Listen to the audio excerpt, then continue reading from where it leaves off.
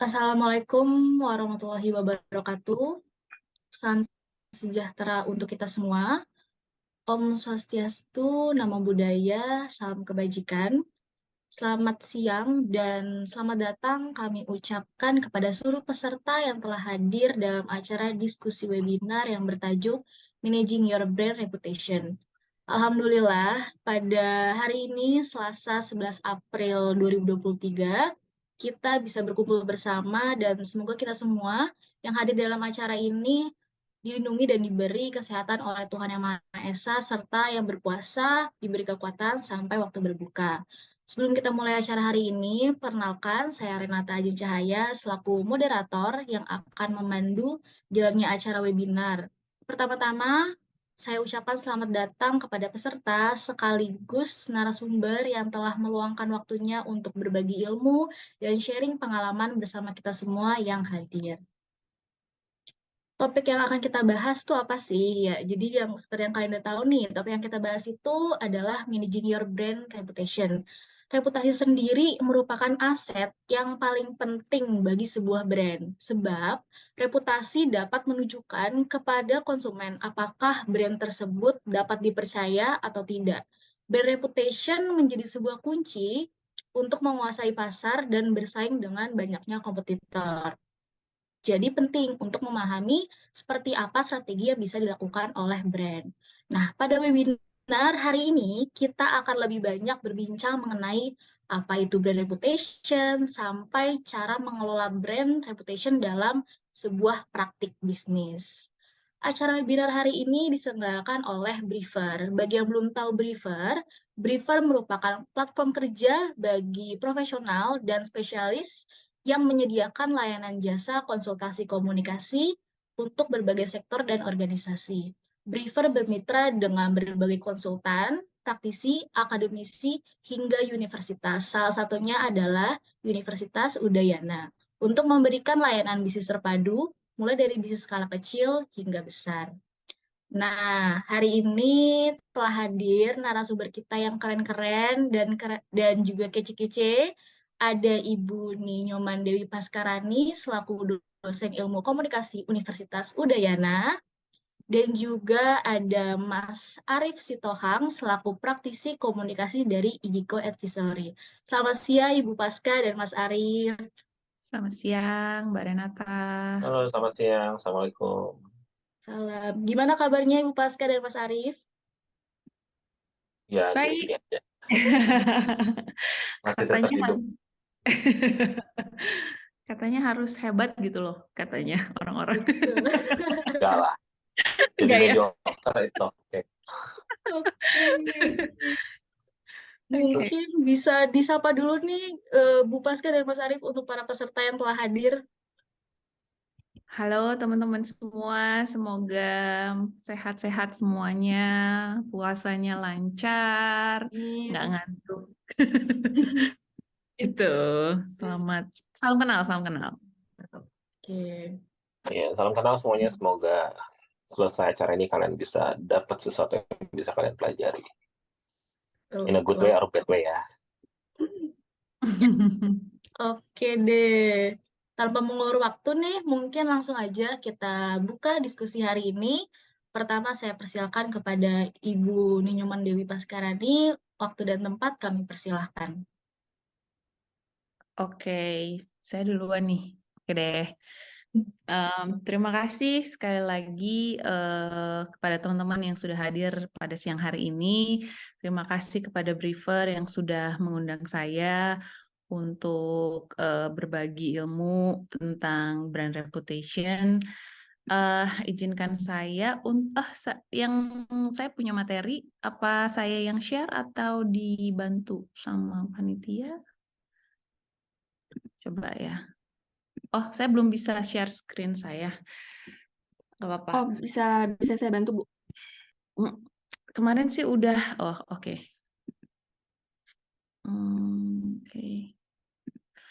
Ini sedikit aja sih supaya kita bisa satu pemahaman aja sebetulnya tentang brand reputation, karena dalam TOR yang dibagikan saya kebagian menjelaskan bagaimana apa itu brand reputation gitu.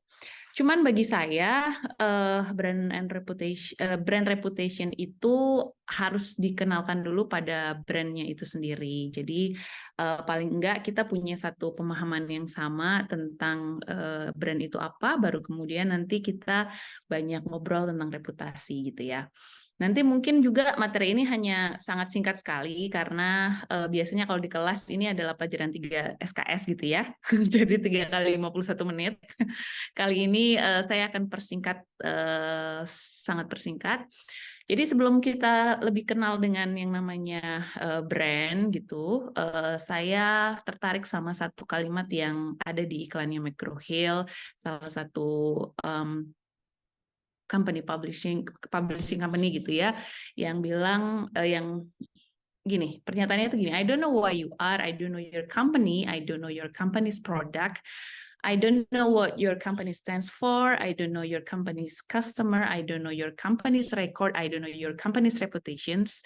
So, what was it you wanted to sell me? Jadi gini, ketika kita berbicara soal brand dan reputasi gitu ya, kalau kita lihat dari atas, apa sih sebetulnya tujuan dari melakukan kegiatan branding atau mempertahankan reputasi gitu. Ujung-ujungnya akhirnya itu adalah bagaimana seseorang membeli atau menggunakan produk dan jasa kita gitu ya.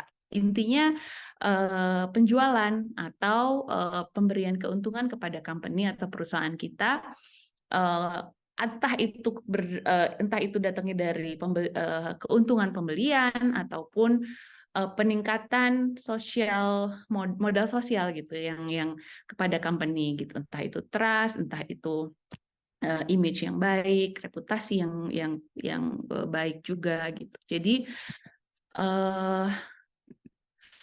selanjutnya kita akan mengenal dulu atau menyamakan persepsi tentang brand. Ada banyak sekali definisi dari brand itu.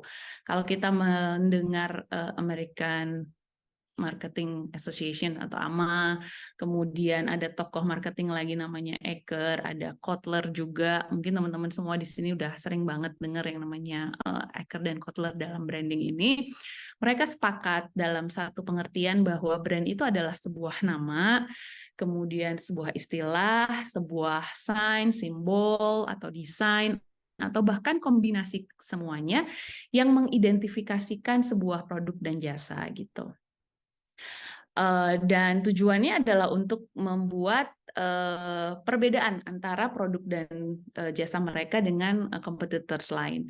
Kemudian ada juga yang mengatakan, Wijaya gitu ya, mengatakan bahwa brand itu adalah sebuah mark, sebuah tanda, sebuah bekas yang ditinggalkan dalam hati dan pikiran customer yang menciptakan perasaan dan makna yang spesifik.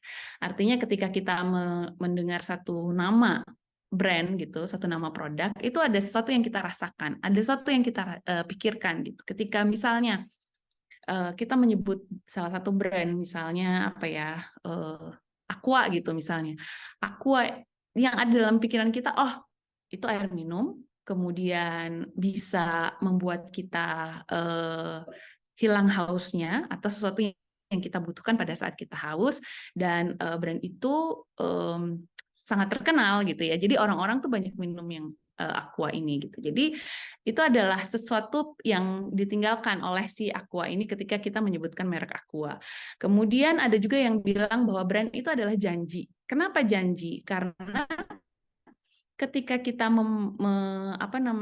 kita mengkonsumsi atau membeli jasa atau produk, produk ini sebetulnya memberikan kita janji. Contohnya adalah ketika kita mau makan di satu negara yang sebetulnya kita nggak cocok dengan lidah kita gitu ya, tapi kita bingung mau makan apa, akhirnya kita mau yang pasti-pasti aja deh, kita datang ke McDonald's misalnya. Saya bukan promosi merek ya, banyak merek yang akan disebutkan karena ini adalah tentang brand, tentang produk dan jasa gitu. Jadi McD ini akan memberikan saya makanan yang rasanya pasti, ayam goreng yang gitulah rasanya, dan burger yang kata mereka adalah terbaik gitu. Jadi saya nggak perlu ragu, nggak perlu takut kalau misalnya saya makan makanan yang nggak saya suka. Jadi saya membeli si produk ini gitu. Kemudian ada juga yang bilang bahwa brand itu adalah relationship atau hubungan yang melibatkan trust atau kepercayaan. Artinya ketika kita membeli sesuatu atau kita menggunakan satu produk, ada kepercayaan yang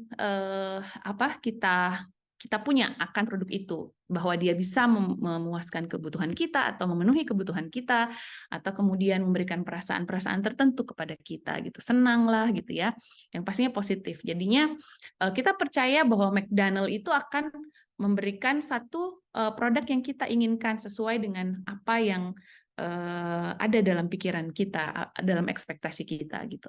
Kemudian yang lebih komplit lagi ada satu pengertian yang bilang bahwa itu adalah sebuah entitas yang memiliki koneksi fisik psikis gitu ya, yang menciptakan ikatan kepada potensial buyer gitu, yang menyertakan perceived value. Jadi ada value lain yang bisa kita dapatkan dari memproduksi atau membeli produk itu gitu. Nah, kemudian apakah brand itu apakah McDonald misalnya, apakah sebuah brand itu bisa mendapatkan satu kepercayaan begitu saja? Apakah dia bisa langsung orang-orang menjadi loyal terhadap brandnya? Itu nggak seperti itu, nggak seringkas itu. Ada setiap perjalanan yang entah itu panjang atau pendek gitu ya, yang dialami oleh satu produk gitu. Ada yang namanya hierarchy of branding. Yang pertama itu adalah brand awareness. Ketika satu produk baru dikenalkan, kemudian diciptakan, kemudian mulai dikenalkan, atau kita baru mempromosikan gitu ya, ada satu brand nih, ada satu barang yang bisa kita gunakan gitu untuk menjawab kebutuhan kita, misalnya makanan tadi, atau sepatu, atau baju yang sekarang lagi banyak dipakai, mungkin ada Uniqlo gitu ya, ini ada brand baru nih gitu. Ketika itu mulai dikenalkan, maka orang-orang pun akan mencari knowledge tentang brand ini. Apa sebetulnya brand yang baru ini? Apa bahannya? Bagaimana dia beroperasi? Atau bagaimana apa aja isinya dan sebagainya dan sebagainya. Maka terbentuklah si brand knowledge ini gitu. Dan brand knowledge ini lama-lama dia akan membentuk satu image, satu citra merek atau brand image yang ada di kepala ketika kita menyebutkan merek itu. Misalnya, aku butuh baju yang nggak yang stylish tapi nyaman, oh Uniqlo misalnya. Atau aku butuh baju yang aku mau ketemu orang yang ini nih mau sosialita gitu, bergaul dengan sosialita, berarti harus aku perlu baju. Jadi muncullah brand-brand itu dalam kepala kita sebagai jawaban atas kebutuhan kita gitu. Jadi mereka udah punya image-nya sendiri. Masa mau misalnya ketemu sama orang penting, nggak mungkin dong kita pakai baju sport, kita membutuhkan baju yang resmi, yang mungkin brandnya lebih tinggi, misalnya seperti apalah merek yang sekarang ini banyak digunakan yang tinggi, misalnya Chanel atau Louis Vuitton dan yang lain-lain gitu ya. Kemudian setelah brand image ini tercipta, orang mulai cobain adalah experience di sana, adalah pengalaman orang-orang mengenai brand ini, namanya brand experience. Ketika orang-orang sudah mendapatkan experience atau pengalaman dari penggunaan produk ini, maka beberapa customer itu akan menjadi loyal, akan membeli lagi, akan mencoba lagi karena mendapatkan experience yang positif gitu. Itu jika experience-nya positif. Tapi kalau enggak, ya tentu saja brand itu tidak akan berkembang lagi gitu. Kemudian ternyata membuat orang loyal itu tidak berhenti perjalanan brand ini di sana. Ada yang namanya brand spirituality. Brand spirituality ini adalah satu level di atas brand loyal, di mana customer itu sudah menjadikan produk itu sebagai bagian dari gaya hidupnya. Misalnya, ngopi gitu. Jadi ada satu pemahaman di dirinya kalau dia nggak ngopi itu tuh belum lengkap hidupnya gitu. Atau bahkan ketika orang-orang mempertanyakan, kenapa sih kamu selalu ngopi itu gitu. Dia akan mencari argumentasi atau menyediakan argumentasi untuk membela si brand ini. Brand ini tuh begini, brand ini tuh ternyata dia itu juga misalnya green product gitu. Dia membela petani-petani, dia membela misalnya apa namanya ikut dalam gerakan hijau itu yang tidak menggunakan plastik dan sebagainya gitu ya. Jadi ini adalah perjalanan bagaimana sebuah brand itu bisa mencapai ekuitasnya atau mencapai ketahanan gitu ya. Apa sih keuntungannya bagi perusahaan ketika brand ini sudah mencapai brand loyalty bahkan brand spirituality? Ini adalah keuntungan yang sangat besar bagi sebuah perusahaan, di mana jika misalnya contohnya salah satu keuntungannya adalah ketika satu brand itu mendapatkan satu isu yang tidak baik atau bisa dalam ilmu public relations itu namanya krisis gitu ya, krisis perusahaan, krisis brand, di mana brand ini bisa saja direview jelek oleh orang lain atau mendapatkan satu kasus yang kecelakaan dalam quote and quote gitu ya, artinya ternyata ada sesuatu di dalamnya, misalnya ada dulu zamannya baru-baru McD gitu di Jepang, ada misalnya plastik di dalam burgernya kayak gitu-gitu. Jadi itu adalah sebuah kecelakaan yang bisa menyebabkan kepercayaan orang, trust tadi itu menurun sehingga menyebabkan perusahaan dalam keadaan krisis. Tapi dengan brand equity yang tinggi, dengan dengan brand itu sudah mencapai level brand loyalty atau brand spirituality, ini orang tidak serta-merta akan meng-cancel produk ini gitu. Kalau sekarang kan banyak ya yang kena yang namanya cancel culture gitu. Dikit-dikit salah, kemudian diserang netizen, kemudian brandnya langsung penjualan turun bebas, terus udahlah itu udah nggak dipercaya lagi, nggak digunakan lagi gitu-gitu. Nah ketika brand equity-nya tinggi, maka perilaku cancel culture ini agak lama prosesnya gitu, nggak cepet. Jadi masa sih akan ada pertanyaan, masa sih produk itu seperti itu, masa sih si A misalnya dengan personal branding yang kuat itu bisa melakukan hal itu gitu. Jadi ada double check, ada double cross yang akan dilakukan oleh si pemuja brand ini gitu ya. Jadi itu adalah salah satu keuntungannya. Terus bagaimana caranya mempertahankan apakah brand ini akan terus-terusan berada dalam posisi brand loyalty atau brand spirituality ini? Tentu saja tidak gitu ya. Semua hal itu harus dipelihara. Seperti misalnya satu hubungan antara relasi itu juga semuanya harus dipelihara. Nah, inilah yang kemudian membuat kita mempelajari yang namanya brand reputation management ini.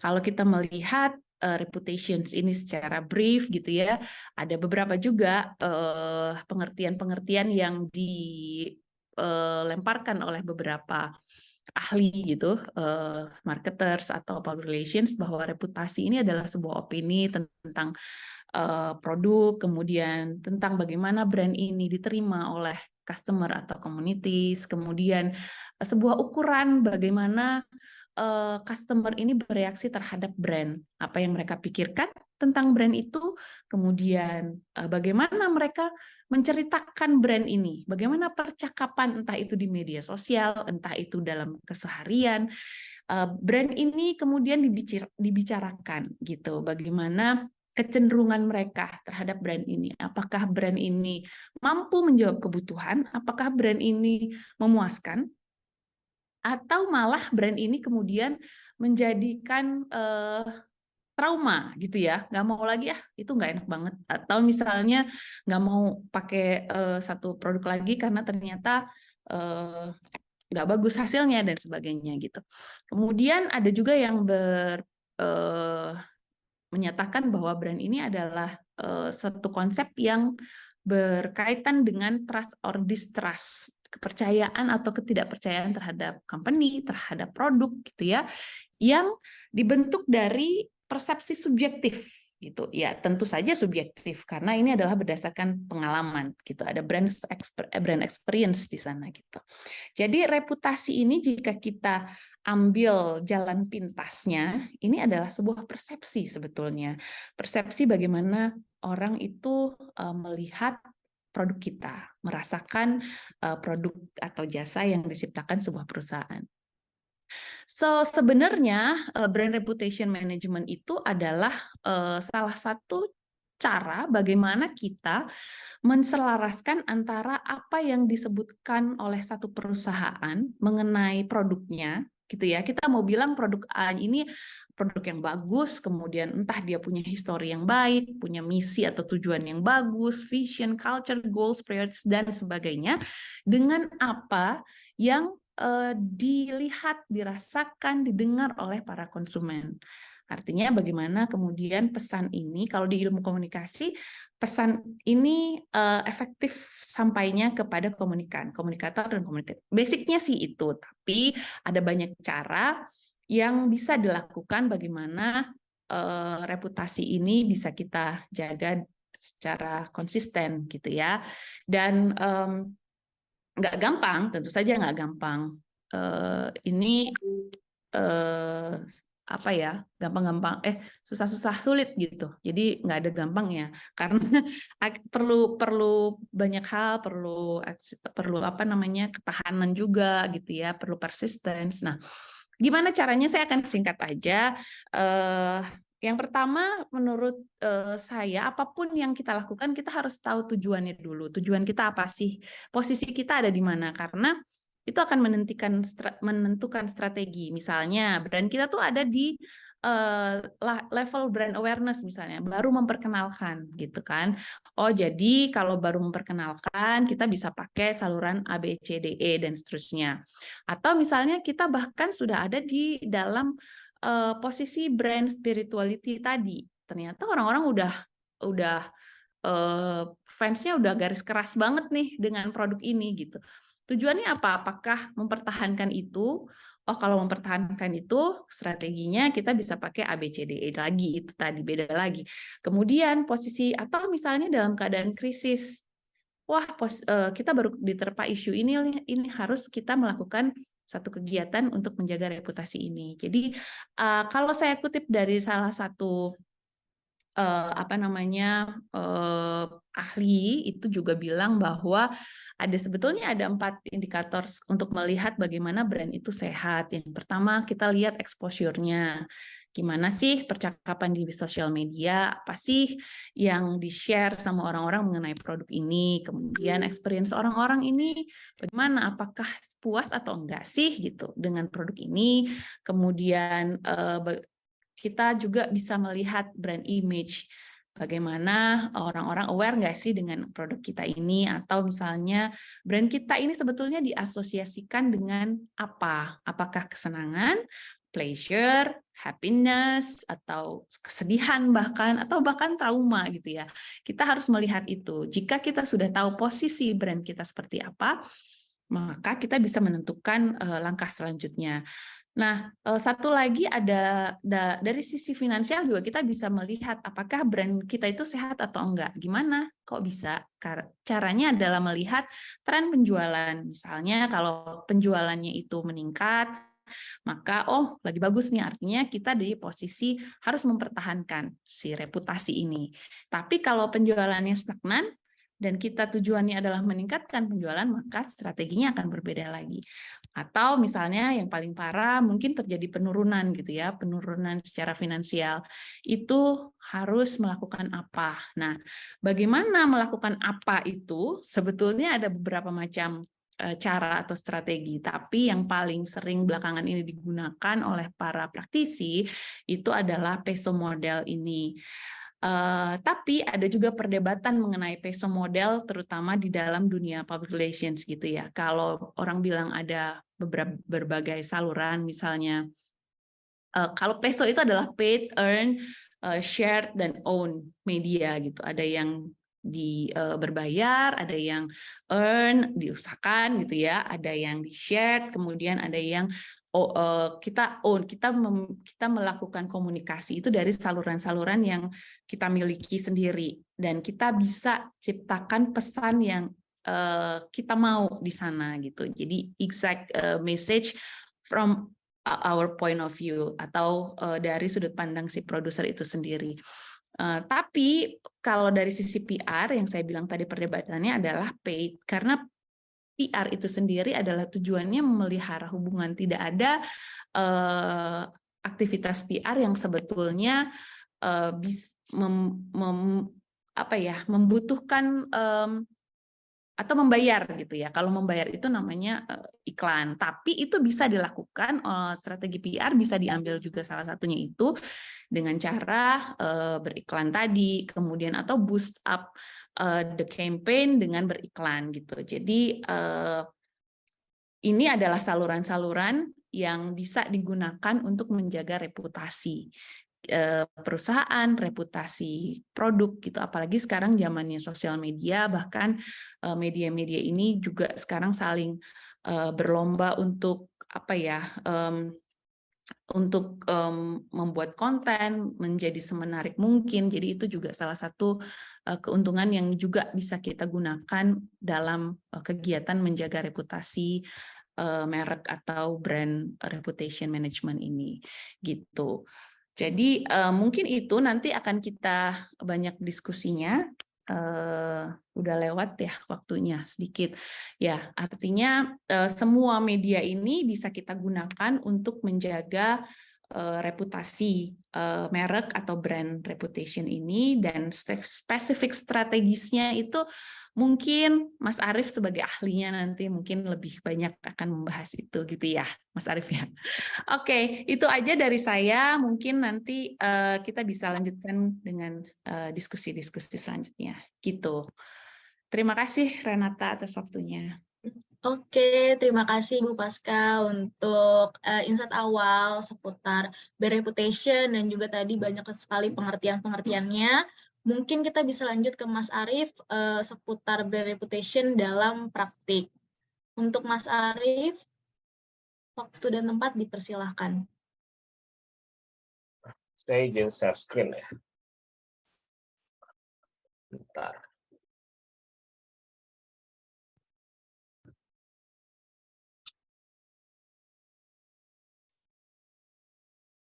Salah.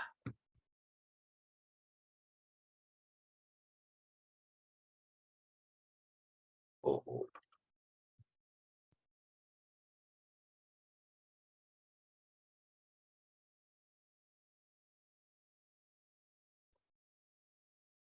Kelihatan nggak? Kelihatan, Aman, Mas. kelihatan. Aman. Terima kasih atas waktunya. Tadi juga materinya sangat bagus banget yang dibawain sama Mbak Dewi. Jadi ingat pelajaran di kelas, dan ini jauh lebih komprehensif lagi. Terima kasih untuk mengantarnya, dan saya jadi minder banget nih bawa materinya sebetulnya. Karena sangat tidak akademik kalau yang akan saya bawakan ini sebetulnya. Ini berdasarkan dari pengalaman yang sudah saya lakukan. Jadi saya perkenalkan diri dahulu, nama saya Arief Bungara Sitohang. Saya sudah kurang lebih 10 tahun bekerja di industri ini. Memang spesialisasi saya itu adalah di digital, dan juga khususnya untuk yang krisis manajemen.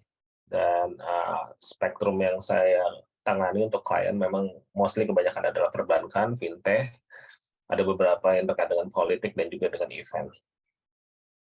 Dan bagaimana sih cara mengelola reputasi brand, bagaimana cara untuk memulainya. Jadi ada dua faktor paling utama sebetulnya, itu bisa dari dalam di satu organisasi atau perusahaan, ataupun dari faktor eksternal. Yang paling harus dimunculkan pertama kali itu adalah kesadaran dari internal. Jadi ada banyak perusahaan termasuk yang pernah kerja bareng dengan Ijiko, itu juga mereka tidak paham mengenai apa itu reputasi. reputasi itu sesimpel mereka pikir bahwa oke, produk gua laku, produk gua dikenal oleh publik, that's it, cukup. Tapi mereka tidak punya satu sistem di mana ataupun juga kesadaran bahwa reputasi itu tuh apa ya? Karena itu sesuatu yang sebetulnya dibutuhkan, tetapi kadang itu susah untuk mengukurnya. Dan juga kadang yang karena faktor yang paling utama adalah biaya. Jadi mungkin nanti Mbak Dewi bisa tambahkan bagaimana sih cara mengukur reputasi dan dalam prakteknya ataupun dalam sisi akademis itu nanti seperti apa. Karena kalau di marketing sesimpel mereka di sana kan ada ROI. Jadi ada ketika mereka mengeluarkan sekian rupiah dan itu nanti feedback atau kembali ke mereka adalah sekian rupiah, itu KPI yang bisa diatur. Dalam public relation ini adalah permasalahannya ataupun dalam mengelola reputasi, bagaimana cara mengukur uang ataupun juga effort yang sudah dikeluarkan, itu bagaimana cara mengukur feedback ke organisasinya. Itu yang memang kadang menjadi masalah. Nggak nyambungnya kadang di situ. Jadi memang yang paling penting itu tugas dari stakeholder internal, bagaimana cara untuk menumbuhkan kesadaran bahwa reputasi itu merupakan hal yang penting dan harus dilakukan. Walaupun nanti memang dalam perjalanan itu berdarah-darah banget, karena itu perjalanan panjang yang nggak gampang dan memang membutuhkan apa ya namanya endurance yang benar-benar itu bisa memakan emosi dan juga biaya. Nah, yang kedua, tadi menyambung dari yang Mbak Dewi sampaikan bahwa ini brandnya mau ngapain. Jadi mau ngapain itu nanti berhubungan dengan stakeholder mapping yang harus dilakukan. Jadi karena public relation itu bukan hanya sebatas ataupun reputasi itu bukan sebatas hanya untuk mendapatkan reputasi ataupun output berita yang bagus, tetapi itu menjadi ujung goals-nya adalah supaya kita bisa dekat ataupun berkomunikasi dengan stakeholders kita.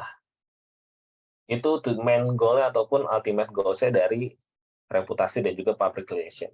Nah, dari situ baru kita bisa mulai, oke, mana aja yang mau kita sasar, apakah kita mau butuh untuk ke konsumer, apakah kita butuh untuk ke regulator, ke pemerintah, ataupun kita perlu untuk aware dengan kompetitor, ataupun kita juga dengan pihak-pihak lainnya. Misalnya kalau pemegang saham, itu nanti berkaitan dengan intra-relation, dan itu juga dari situ dulu harus benar-benar di mapping siapa aja yang mau kita sasar. Karena dari situ nanti akan diturunkan dengan strategi dan juga tools yang akan bisa kita gunakan ataupun message yang bisa kita gunakan untuk bisa dekat dengan mereka. Dan kemudian yang paling penting itu membangun sistem penilaian reputasi seperti yang sudah saya mention di awal tadi, karena banyak metode ataupun juga kalau yang paling simpel sebetulnya biasanya dibikin scoring. Scoring itu misalnya kayak media-medianya dibagi. Kalau di BUMN saya mau cerita sedikit. Jadi BUMN itu sistemnya agak-agak unik. Jadi mereka ngumpulin semua perusahaan yang berada di bawah BUMN dan juga mereka cluster. Ada perbankan, ada BUMN karya, ada BUMN yang lain-lainnya, dan itu mereka bikin sistem penilaian yang benar-benar punya benchmark itu dari mereka. Jadi misalnya satu berita di TV itu diberikan skor, saya lupa, mungkin sekitar 1.000 poinnya. Itu untuk TV. Dan ketika nanti untuk media cetak, itu dibagi lagi tiernya, tier 1 dan tier 2. Nanti tier 1 nanti ada sekian poinnya, nanti ada media online juga dibagi, tier 1, tier 2, tier 3, nanti ada juga sekian poin nilainya untuk masing-masing tier. Dan itu nanti akan diakumulasikan di setiap bulannya. Memang sistem ini masih juga menjadi perdebatan karena bobot dari masing-masing media itu walaupun sudah dibagi menjadi tier, tentu bobotnya tetap akan beda. Semisal kalau misalnya saya kliennya adalah klien perbankan, ketika itu muncul di CNBC ataupun di media-media yang memang media khusus ekonomi seperti Bisnis Indonesia, tentu akan mempunyai bobot yang beda dengan media misal katakanlah di media detik.com ataupun media di Rakyat Merdeka, walaupun memang secara tier itu merupakan sama-sama media tier 1. Nah, itulah pentingnya kenapa kita harus membangun sistem penilaian reputasi. Karena itu nanti akan membuat pekerjaan yang akan dilakukan itu jadi lebih fokus. Jadi alih-alih kita menyebar sebanyak-banyaknya dengan effort yang mungkin tidak bisa kita ukur, jadi lebih baik kita menggunakan resource yang terbatas itu untuk kita bisa mendekati media-media menjadi target dari penguatan reputasi brand ataupun organisasi kita. Nah, yang paling penting itu setelah kita udah bisa mendapatkan sistem, membuat stakeholder mapping, kita juga harus bisa mengelola keluhan dan hal negatif tanpa meninggalkan proses membangun citra positif. Jadi ada pengalaman di beberapa klien saya, mungkin karena terlalu asik padamin api, quote unquote, karena di krisis manajemen itu kalau kita selalu menganalogikannya ketika terjadi krisis itu kayak kita menjadi damkar yang sedang menghadapi pemadaman api atau kebakaran. Nah, kebanyakan organisasi itu ketika mereka sibuk untuk madamin api, mereka lupa menjalankan fungsi utama mereka, yaitu adalah membangun citra positif. Jadi hal-hal yang harus dilakukan, yang memang sudah dibikin editorial plan ya, sebulan ataupun dalam waktu 3 bulan atau 1 tahun ke depan, itu menjadi terbengkalai. Karena semua resource yang mereka punya atau mereka gunakan habis untuk ngurusin masalah krisis ini. Memang yang baik adalah sebetulnya di setiap bulan, setiap organisasi itu melakukan rapat editorial plan seperti di media, tetapi ini dengan melibatkan semua pihak, bisa dari Korsek, bisa dari Markom, bisa dari bagian CSR, itu duduk satu meja bareng, membicarakan, oke, dalam 1 bulan ke depan atau 3 bulan ke depan, kita mau ngapain aja. Jadi mereka udah tahu dalam 1 bulan ke depan itu mereka akan membangun narasi-narasi yang positifnya seperti apa. Nah, di berjalannya waktu tentu kita tidak bisa menghindari jika terjadinya berita ataupun serangan negatif yang datang yang kita nggak tahu itu bisa dari dalam atau dari luar. Tetapi ketika kita bisa fokus untuk membangun cita-cita positif, maka itu bisa kita kalibrasi ketika nanti misalnya terjadi hal-hal negatif yang tidak diinginkan tersebut. Apakah jadi konten-konten ataupun publikasi positifnya kita hold dulu sampai nanti yang ini selesai, seperti itu. Tapi kebanyakan orang ketika udah terlalu asik ngurusin yang negatifnya, mereka jadi takut untuk memulai yang konten-konten positifnya, karena pemikirannya itu pasti akan selalu menjadi paranoid. Makanya biasanya cenderungannya seharusnya dipisah, memang yang spesialis untuk ngurusin masalah krisis dan juga untuk yang publikasi positifnya. Dan juga paling penting itu mempunyai rencana jangka panjang, karena membangun citra positif atau juga reputasi itu tuh benar-benar seperti maraton, 42 km kalau diibaratkan seperti lari. Bukan sprint yang hanya 100 meter. Jadi memang itu membutuhkan stamina dan juga itu long term, jangka panjang. Tidak bisa dibangun dalam 1 atau 2 hari. Dan itu juga memang dibutuhkan kesabaran untuk bisa memberikan pengertian kepada stakeholder di internal, terutama para pemangku kepentingan di C-level, bahwa ada milestone-milestone yang harus dicapai dahulu. Tadi di materinya Bu Dewi sudah dijelaskan bagaimana satu brand itu bisa mencapai di level tertentu, level fanatik tertentu, itu juga tidak dibangun dalam 1 atau 2 hari. Jadi memang itu adalah ultimate goals-nya, tapi itu juga dibutuhkan jalan panjang dan juga roadmap yang memang harus dibangun bersama. Dan yang paling penting terakhir adalah mempunyai sistem monitoring terpadu. Saya mau cerita di salah satu klien saya di perbankan itu kita membuat namanya war room. War room ini membawahi warung-warung kecil yang terpisah di masing-masing divisi. Ada yang divisi yang terkait dengan melayanan publik, ada yang terkait dengan konsumen, dan juga terkait dengan IR, dan itu semua diintegrasikan di bawah kami. Fungsi dari war room ini sebetulnya adalah untuk bisa menjadi mata yang paling pertama melihat ketika ada kejadian negatif, ataupun juga menjadi melihat sesuatu yang mungkin tidak masuk dalam pemikiran orang-orang di internal. Jadi ada blind spot yang itu tidak bisa mereka lihat, dan itu fungsinya biasanya diberikan oleh war room ini. War room ini juga terpadu karena kita melibatkan sistem monitoring yang menggunakan engine, baik itu dari engine media monitoring ataupun juga dengan engine media sosial monitoring. Jadi udah nggak ada alasan lagi tuh, kecuali memang ada beberapa tools yang kita tidak bisa masuk seperti grup WhatsApp ataupun ada di handphone nasabah atau yang lainnya, itu nggak mungkin bisa kita masuk ke arah sana. Tetapi yang sifatnya publik itu di war room ini harus bisa benar-benar mendapatkan semua hal itu. Kenapa ini menjadi penting? Karena itu bisa menjadi sistem deteksi awal. Krisis itu terjadi sebelum krisis itu terjadi sebetulnya.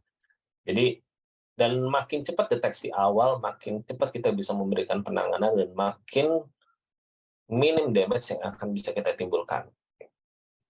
Dan itu harus sistemnya terpadu. Karena di organisasi yang besar, biasanya itu kendalanya adalah di sistem ataupun di birokrasinya.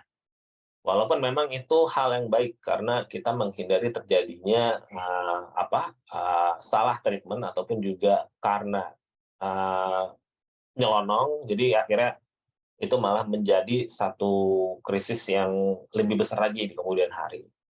Tapi memang perlu ada orang-orang yang bisa mengambil keputusan secara cepat, karena dalam krisis itu mengambil keputusan yang cepat dan tepat itu salah satu kunci utama untuk meminimalisir damage yang akan ditimbulkan. Berikutnya, nah, masalah itu bisa datang kapan aja dan dari tempat yang paling tidak terduga sih sebetulnya. Jadi walaupun kita sudah membuat satu sistem monitoring, kita sudah melakukan update di produk kita, kita sudah melakukan layanan yang sangat-sangat mungkin excellent, tetapi hal yang tidak terduga itu biasanya selalu ataupun bisa datang kapan aja. Jadi menjaga reputasi itu benar-benar nggak boleh lengah sih sedikit pun.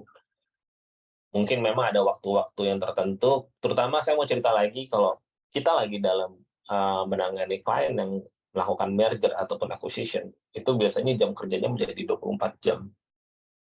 Karena kita tidak pengen nanti ada waktu misalnya terjadi krisisnya di media sosial, itu kan 24 jam ya, tidak pernah tidur gitu loh. Jadi jangan sampai nanti misalnya keluhan datang itu jam 12 malam, kita baru responnya itu baru aware story jam 8 pagi. Karena baru jam masuk kantor. Jam 8 pagi dengan segala macam birokrasinya, akhirnya baru keluar solusinya nanti katakanlah di jam 12. Bisa dibayangkan bagaimana inkubasi isu ini dari jam 12 malam sampai jam 12 siang. Itu ada 12 jam yang sangat-sangat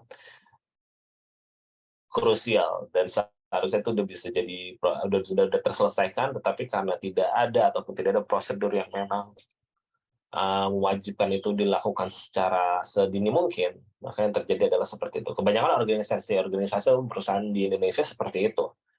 Tidak bisa disalahkan juga karena itu memang benar-benar balik lagi seperti tadi, kalau di marketing kita mengeluarkan sekian rupiah, gampang untuk ukurnya. Kalau di PR ataupun di reputasi, kita mengeluarkan sekian X, kita bingung cara mengembalikan ke organisasinya itu.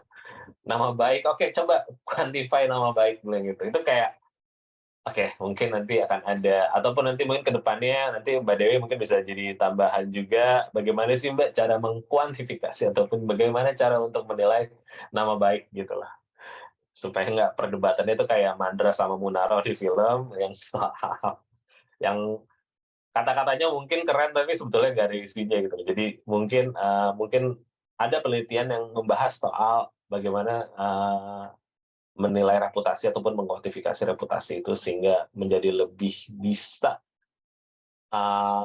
diterima oleh semua pihak di internal bahwa pekerjaan ini walaupun sangat menguras resource, tetapi ini mempunyai tujuan yang sangat bagus untuk perusahaan ke depannya. Nah, itu perubahan-perubahan biasanya datang dari perubahan regulasi ataupun juga market yang berubah. Disrupsi market itu juga kadang bisa menghancurkan reputasi brand. Ini biasanya terjadi di perusahaan-perusahaan yang berkaitan dengan tambang. Jadi tiba-tiba misalnya regulasi pemerintah mengawajibkan untuk terkait dengan aturan baru pembuangan limbah atau dan sebagainya, itu tentu akan ada masalah yang ditimbulkan. Nah, ini bagaimana dari pihak internal ataupun juga eksternal bisa menyikapi hal ini dan juga tidak mengganggu produksi ataupun juga reputasi yang dibangun oleh perusahaan. Dan kadang itu bisa menjadi hal negatif, apalagi ketika itu sudah dimakan oleh media. Tentu dari situ, ketika sudah masuk media, tentu kan kontrolnya itu akan menjadi tidak bisa kita kontrol sepenuhnya, karena sudah menjadi kontrol dari publik. Yang kedua, biasanya juga terjadi perbankan ataupun di perusahaan yang berhubungan dengan konsumer, itu adalah fraud atau kesalahan dari internal. Penggelapan dana, tiba-tiba misalnya kita waktu itu sering, mungkin paling terkenal itu kasus Malindadi, di mana dia bisa menggelapkan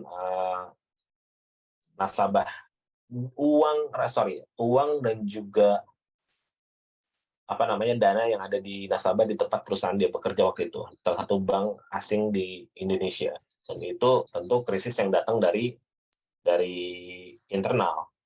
Dan itu mau nggak mau ya organisasi perusahaan harus menghadapi hal itu. Yang paling sering kita lihat juga adalah konsumen atau klien yang tidak puas, sehingga mereka bicara di media sosial, dan mengajak paling parah adalah melakukan cancel culture terhadap brand yang dia tidak sukai ataupun dia kecewa tersebut. Ini yang paling jamak terjadi. Memang saya juga lagi tertarik untuk membuat penelitian mengenai cancel culture di Indonesia. Apakah itu memang murni hate speech, ikut-ikutan, atau memang itu sudah menjadi budaya baru di Indonesia. Tapi yang saya melihat sekarang itu menjadi budaya baru, walaupun impact-nya memang belum bisa dipukul rata. Ada beberapa brand, kayak misalnya, tapi ini memang karena menarik sih, misalnya kayak Lion Air dan Superjet, kita bisa lihat bagaimana mereka sudah lebih dahulu di cancel sebelum cancel culture itu menjadi hype sekarang. Gitu. Tetapi ya kita balik lagi, mungkin karena tidak punya pilihan ataupun memang pilihan apa realistis, akhirnya mau nggak mau mereka tetap menggunakan maskapai tersebut. Ada juga beberapa kayak contoh kasus artis yang mendapatkan cancel culture, seperti yang paling terakhir kita lihat Arawinda dengan kasus dugaan perselingkuhannya itu, yang setelah itu dia benar-benar di cancel, dan juga waktu itu saya ingat film dia Share and Like itu kalau nggak salah itu benar-benar hanya tidak nyampe 100.000 penonton, puluhan ribu, karena itu berdekatan dengan waktu itu kasus yang dugaan itunya, dan itu di media sosial benar-benar, selain memang filmnya berat ataupun filmnya tidak untuk mainstream, banyak juga memang yang orang mengajak untuk tidak memboikot film itu karena dianggap, apalagi waktu itu lawannya si istri yang dizoliminya itu mempunyai fans militan di media sosial. Dan itu juga hal yang menarik, bagaimana film ataupun satu event itu bisa di-cancel sama masyarakat karena ada kecerobohan ataupun ada kesalahan yang dilakukan oleh salah satu case-nya. Media juga menjadi tempat datangnya masalah, terutama di media-media lokal. Saya ingat teman saya waktu itu kerja di Bukit Asam. Dia lagi bikin gathering media, cuma karena dia cuma menanyakan saja gitu dari media mana, dan mungkin karena dia datang dari Jakarta dan itu tempat adalah di Sumatera Utara, media lokalnya itu merasa tersinggung dan kemudian dia membuat satu berita yang intinya menyayangkan ataupun menyerang dari Bukit Asam tersebut. Karena pernah disebutnya di situ, bahkan saya masih ingat karena ini lucu banget, dibilang salah satu petugas pabrik liaison di Bukit Asam, seorang pemuda borjuis dan juga elitis dari Jakarta yang bersikap tidak ramah terhadap media di saya lupa namanya, Tebing Tinggi atau mana gitu nama lokasi site-nya kan. Dan itu hanya karena ada perbedaan culture aja antara orang Jakarta dengan orang sana gitu. Dan itu bisa jadi satu berita yang sangat-sangat negatif. Jadi memang di media lokal itu field-nya memang beda, karena mereka biasanya menyamar ataupun mereka bergabung dengan LSM. Jadi nanti mereka narasumbernya dari mereka sendiri, medianya di mereka sendiri, bahkan yang baca mungkin hanya yang buat berita dan juga pemimpin redaksi di media tersebut. Tetapi bisa menjadi sangat penting karena mereka mempunyai akses langsung ke C-level. Jadi biasanya nanti mereka kirim berita tersebut ke CEO kita, dan CEO kita mungkin karena keterbatasan pengetahuan mengenai media, mereka berpikir bahwa ini apa nih, kok gue dituliskan hal negatif seperti ini ya, dan akhirnya dibawanya menjadi kelimpungan. Biasanya modus-modus ataupun masalah datang dari media bisa seperti itu, ataupun juga ada media-media memang yang melakukan insinuasi atau melakukan niat buruk supaya mereka bisa masukin akun eksekutif mereka untuk jualan iklan di perusahaan tersebut. Banyak cara, dan itu juga memang kita harus bisa membaca atau mendeteksi bagaimana cara untuk menangani jika terjadi masalah seperti itu. Nah, jika yang terjadi, apa yang harus dilakukan nih sebetulnya? Pertama, jangan panik. Jadi kalau seperti saya tadi bilang, ketika ada satu berita negatif ataupun konten negatif, pelajari dulu. Paling gampang 4W1H lah. Apa, siapa, what, where, who, apalagi, 2 lagi ya. Pokoknya intinya itulah. Dan dari cara untuk mapping-nya itu paling awal sebetulnya kita bisa dapat gambaran utuhnya dan juga lebih konkretnya apa sih masalah yang terjadi. Dan sebisa mungkin hindari bias gitu loh. Jangan karena misalnya kita mempunyai satu pemahaman tertentu yang memang kita percayai itu, jadi kita melihat segala sesuatu itu menjadi bias. Jadi kita memang harus mempunyai pemikiran yang lebih netral terhadap hal ini. Jadi kalau orangnya itu kecenderungannya terlalu ekstrim kiri atau kanan, atas atau bawah, dia akan gampang bias dalam melihat satu masalah. Dan itu biasanya nanti output rekomendasi yang dikeluarkan akan menjadi sangat-sangat tidak komprehensif. Yang kedua, fast respon. Benar, memang cepat itu yang paling utama, tapi cepat kalau memang itu karena panik juga nggak baik juga. Jadi ini adalah sebetulnya cepat ketika kita memang sudah tahu kita mau ngapain. Jadi, tetapi kita nggak boleh menunda-nunda. Jangan kayak misalnya kayak sesimpel, udah jam ini nih, karena company gue menganut work-life balance, jadi segala kerjaan yang di atas jam 5 sore udah nggak boleh dilakuin nih, walaupun ada krisis gitu. Itu nggak bisa kan? Jadi kayak misalnya, oke nih, janganlah ngapain dikerjain, orang udah di atas jam kerja kantor. Gue kan mesti kesehatan mental gue harus dijaga nih, kayak gitu. Iya, kesehatan mental lo emang terjaga, tapi company lo berantakan dari situ. Jadi sebisa mungkin harus direspon sesegera mungkin. Apalagi kalau itu isunya besar banget kan. Minimal jangan membiarkan ruang kosong itu menjadi liar. Kebanyakan itu, jadi gini, kebanyakan itu karena kita takut ketika ada terjadi krisis, nanti korseknya itu kabur. Kabur dalam artian, gue matiin handphone, gue nggak mau ditanya media, gitu. Itu akan makin liar. Media sekarang, dengan atau tanpa konfirmasi, dia akan tetap bikin berita kok. Walaupun memang kita bisa untuk mendelay. Oke, nanti saya cek kebenarannya, nanti dalam waktu sekian jam kami akan follow up lagi ya, dan akan berikan pernyataan resmi, seperti itu. Seenggaknya media tidak akan liar.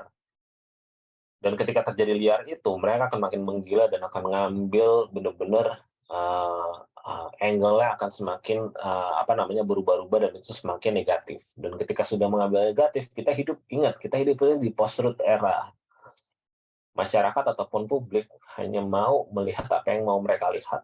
Jadi ya, kalau ketika semua udah didominasi oleh hal negatif, itu sangat-sangat sulit untuk kita bisa untuk membalikan keadaannya. Karena di otak mereka udah negatif semua isinya. Dan yang ketiga, stay humble. Walaupun kita benar, kita harus berpikir bahwa kita salah. Salah dalam artian kita harus bisa benar-benar mengakomodir masukan, walaupun kritik ataupun cacian, kita harus melihat itu sebagai masukan. Jadi jangan, nanti saya akan berikan contoh bagaimana penanganan krisis yang sangat-sangat tidak stay humble gitu lah. Jadi walaupun Anda benar, tidak perlu ofensif. Jadi karena tidak pernah ada rumusnya di Indonesia terutama, company itu bisa menang melawan publik dari segi persepsi.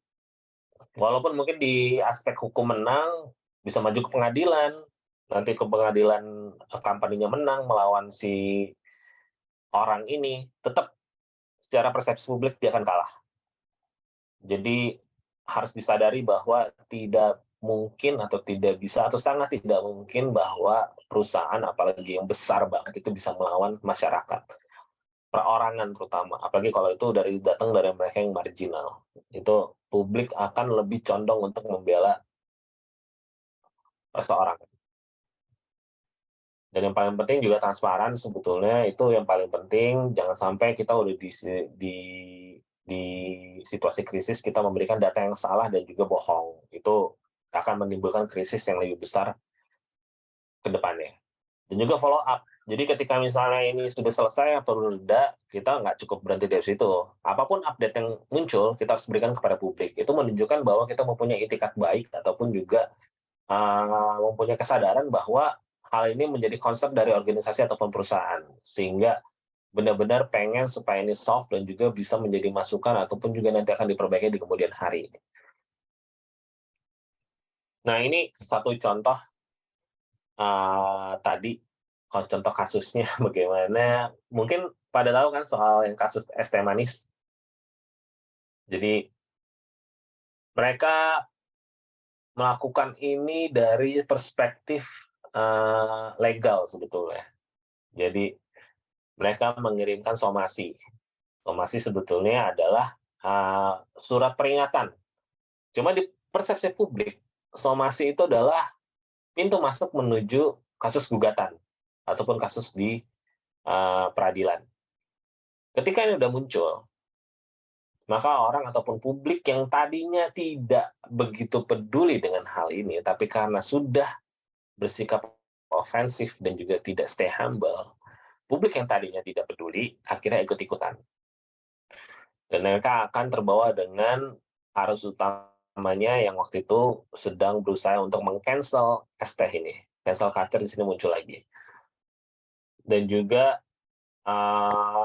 hal ini benar-benar berdampak buruk ke es tehnya ini, karena satu isunya adalah isu soal kesehatan, dan juga kedua adalah isu soal perundungan terhadap konsumen.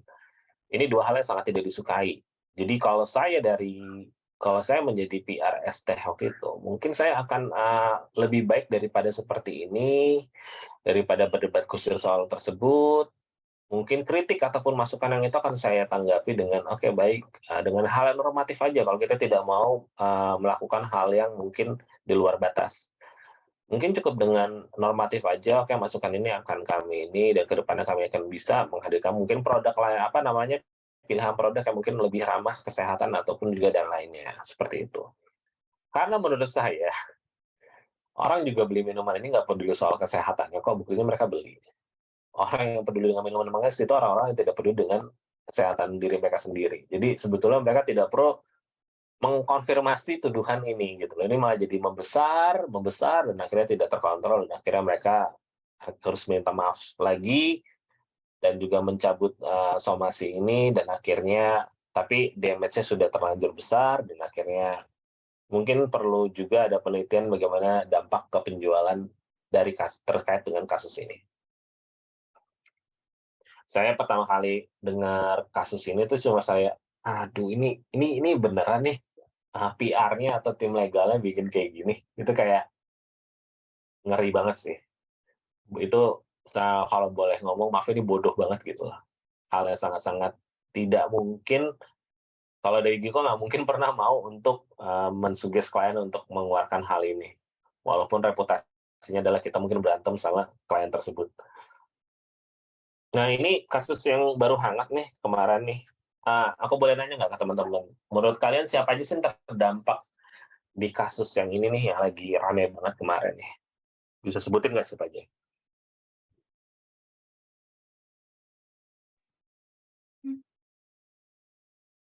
Ayo yang mau on mic, silakan dijawab pertanyaannya Mas Arief.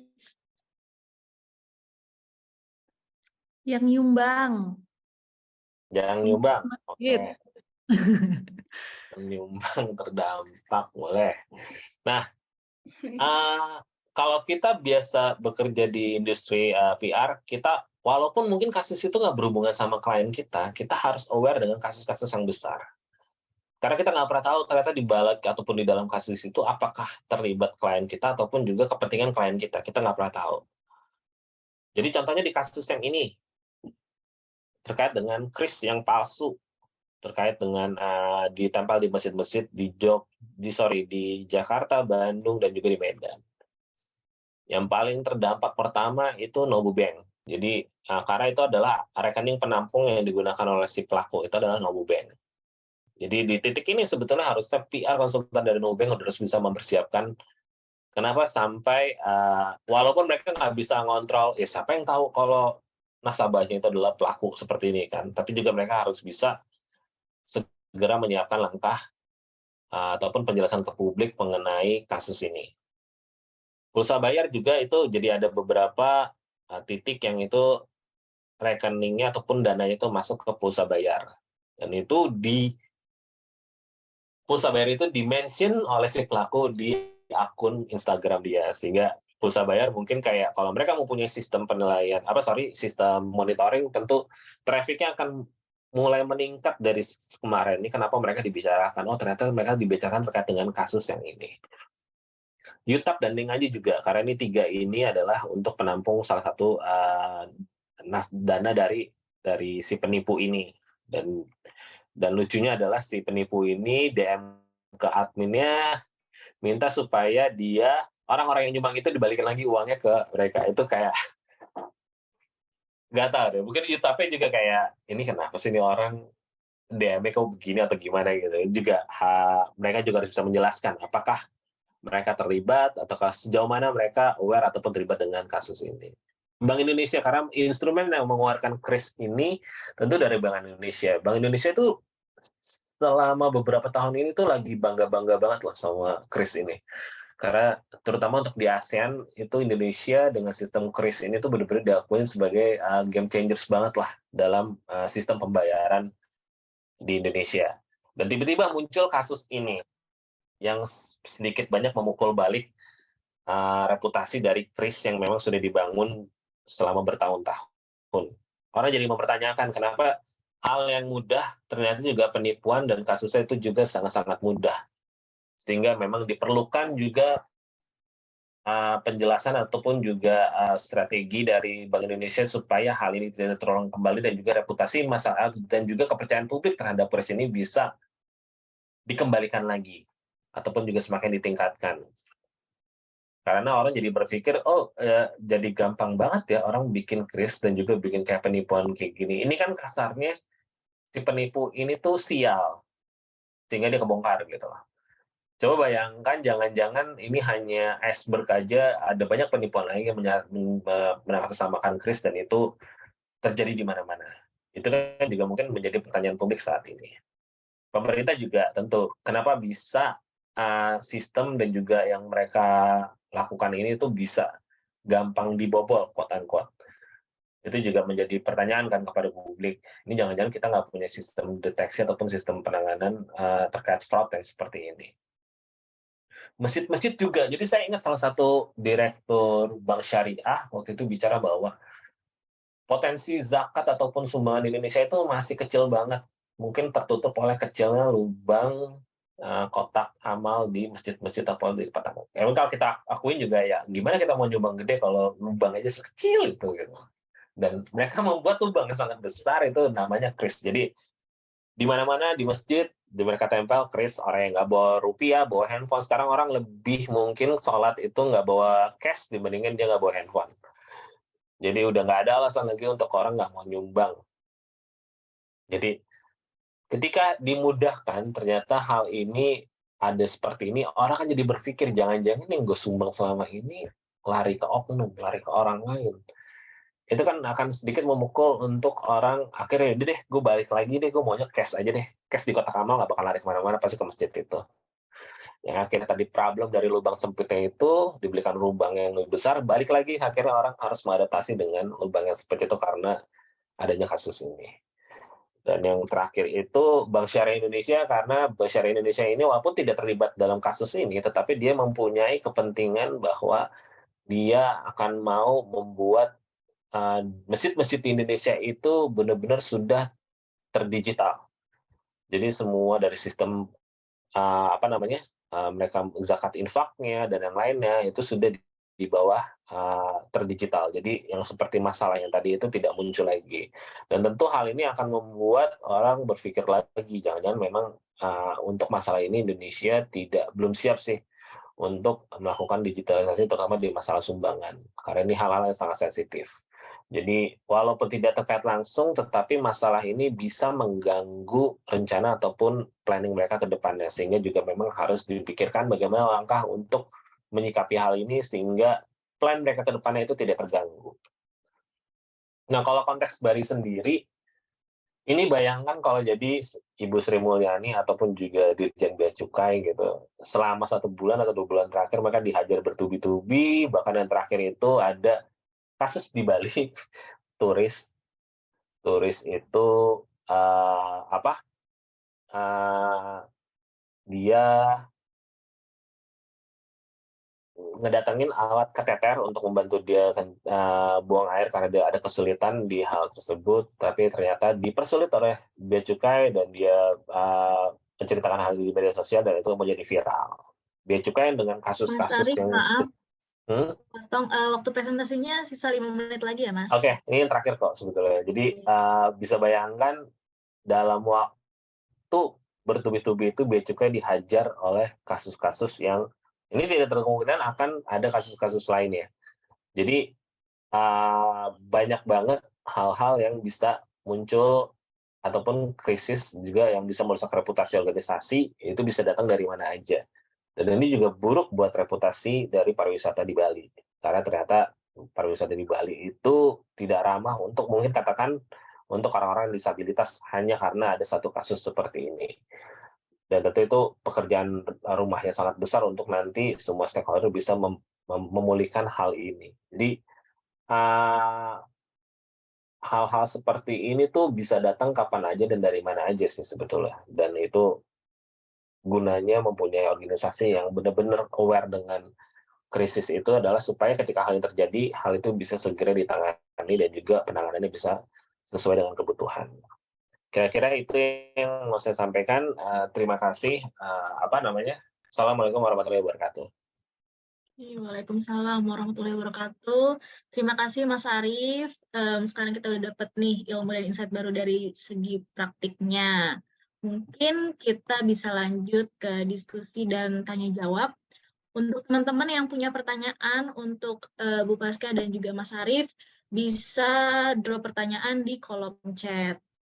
Oke, ini udah ada 2 pertanyaan nih Mas Arif, Bu Pasca. Oke, aku bacakan terlebih dahulu dari Alfonda Dimas.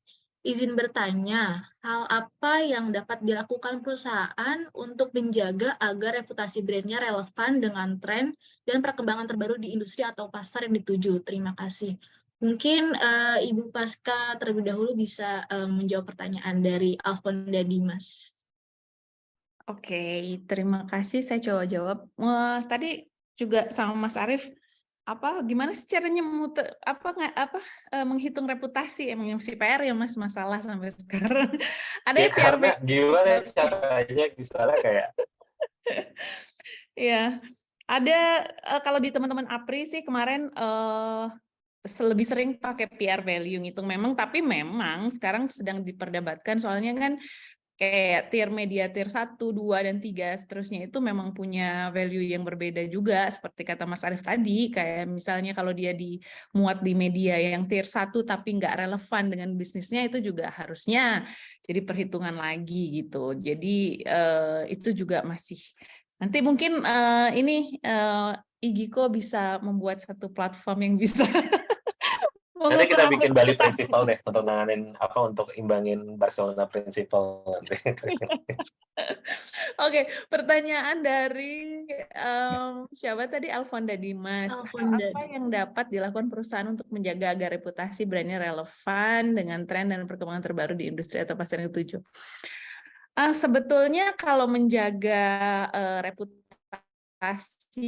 sesuai dengan tren itu harus lagi-lagi harus hati-hati ya, menjaga reputasi itu gampang yang tadi. Dan lagi harus ada keberhati-hatian, apakah pertama harus dilihat dulu, benar nggak sih produk kita harus sesuai dengan tren gitu ya. Artinya ada beberapa produk yang sebetulnya dia kekuatannya justru pada nilai historisnya, atau misalnya brand yang mungkin mereka justru mungkin harus bukan merubah brandnya ya, tapi merubah cara mereka berkomunikasi sesuai dengan tren. Mungkin itu yang lebih tepat. Kalau misalnya menjaga agar reputasi brandnya relevan, saya rasa mungkin melihat atau mengikuti bagaimana sih masyarakat atau orang-orang atau people gitu ya sekarang berkomunikasi sehingga pesan kita itu sampai gitu. Artinya yang harus yang harus dimodifikasi mungkin adalah tools untuk berkomunikasi itu tadi gitu. Caranya ya menggunakan sosial media. Sekarang lagi tren sosial media, ya kita harus ikut dengan teknologi informasi itu. Jadi harus memaster atau menguasai percakapan di media sosial yang sekarang lagi tren. Kalau zaman dulu masih zamannya surat kabar printed, ya kita harus terus keep the information through the media yang sekarang banyak digunakan oleh orang-orang gitu, kayak printed, apakah akhirnya berubah lagi menjadi televisi, apakah berubah sekarang lagi menjadi media sosial, dan itu juga tadi berkaitan apakah gimana caranya menghitung reputasi ini. Ya itu tadi tools-nya juga harus disesuaikan, kayak misalnya perhitungan tentang value di berita, misalnya TV. Sekarang apakah betul TV itu sekarang masih menjadi media yang paling sering dilihat gitu. Aku rasa kalau misalnya kita berbicara tentang produk yang kekinian gitu, orang-orang yang kita beriklan di TV itu juga udah nggak pas lagi gitu. Atau misalnya kita berkomunikasi melalui televisi, itu nggak pas lagi gitu. Jadi kalau misalnya kita mau menjaga reputasi, lebih ke communication tool-nya apa sih sebetulnya yang paling tepat gitu. Kalau misalnya memang perlu untuk mengadakan misalnya mengikuti tren, ya itu dilakukan oleh seluruh pemangku kepentingan gitu ya, nggak cuma PR saja, marketing saja, juga termasuk dari CEO sampai juga dengan dari semualah yang ada di perusahaan itu juga harus juga mengikuti, karena reputasi itu mengikuti apa yang dilakukan oleh perusahaan gitu. Jadi gimana caranya biar ikut tren, terus kita jadi memenangkan perbincangan di media sosial gitu, tapi keseluruhan secara komprehensif. Itu sih menurut saya. Oke, terima kasih Bu Paska atas jawabannya. Gimana Alfonda, apakah sudah mengerti? Arif mungkin mau nambahin, saya rasa pengalamannya di Boleh. ini. Dari praktiknya mungkin Mas Arif ada ingin menambahkan? Jadi gini, kalau di prakteknya itu kita biasanya sering untuk dinamakan riding the wave ya sebetulnya. Jadi itu gunanya biasanya itu yang tren apa yang lagi dibicarakan saat itu lagi hype, karena mungkin punya tools ataupun juga sistem monitoring yang bisa ngebaca untuk data traffic percakapan publik, dan nanti kita kaitkan dengan apa yang relevan dengan produk kita. Ini sebetulnya bisa dipelajari dengan berita tauhistoria.id nggak? Jadi itu portal berita yang ngebahas soal sejarah. Jadi strategi mereka adalah riding the wave dengan hal yang sedang hype sekarang, dan itu dikaitkan dengan artikel-artikel mereka yang berkaitan dengan word ataupun juga kalimat yang sedang trending saat itu. Jadi misalnya waktu itu paling parah adalah ketika kasus Mario Dandi, itu kan yang paling hype adalah Rubicon. Dan dia ngebawa adalah artikel, kemudian admin di Twitter itu ngepost soal artikel mitologi Rubicon. Rubicon saya baru tahu itu adalah mitologi atau apa gitu. Dan akhirnya connect. Orang mau ngebaca untuk apa nih, ternyata Rubicon itu bukan hanya merek mobil ya, tapi dibaca akhirnya artikel tersebut. Tetapi tidak selamanya strategi itu bisa berhasil. Kita bisa lihat waktu itu, kalau ada yang pernah aware, waktu konser Blackpink, admin Gerindra itu melakukan namanya giveaway. Jadi mereka membagi 2 atau 3 tiket gratis nonton Blackpink. Respon yang datang justru cancel. Jadi, oh ternyata agendanya hanya mendekati K-popers. Oh ternyata so asik ya, tahulah netizen K-popers seperti apa. Gitu. Jadi hal yang tadinya positif, berani, dan itu juga breakthrough menurut saya, hal yang seharusnya itu bisa patut dicoba. Mereka punya nyali untuk mencoba itu, tetapi balik lagi, ternyata responnya tidak positif seperti diharapkan. Tetapi menurut saya, kalau semua organisasi melihat bahwa cara ataupun metode itu semuanya sebagai A/B testing, tentu mereka akan ketemu nanti formula yang tepat untuk nanti organisasi mereka berkomunikasi seperti apa. Lebih baik hal itu jauh lebih baik dilakukan daripada tidak melakukan sama sekali. Karena kita takut untuk melakukan apapun nih. Oh jangan-jangan nanti kalau kita nggak mau gini, nanti kita diomelin netizen, ya nggak bakalan ngapa-ngapain. Nah, jadi intinya relevan dengan tren atau perkembangan terbaru itu udah jadi kemutlakan sih. Kita nggak bisa maksa mereka untuk mau dengan sesuai apa yang kita percaya gitu loh. Tapi ketika kita bisa berbicara dengan apa yang sedang tren, kita bisa mempunyai kesempatan lebih untuk bisa didengar oleh mereka. Seperti itu intinya. Oke, baik.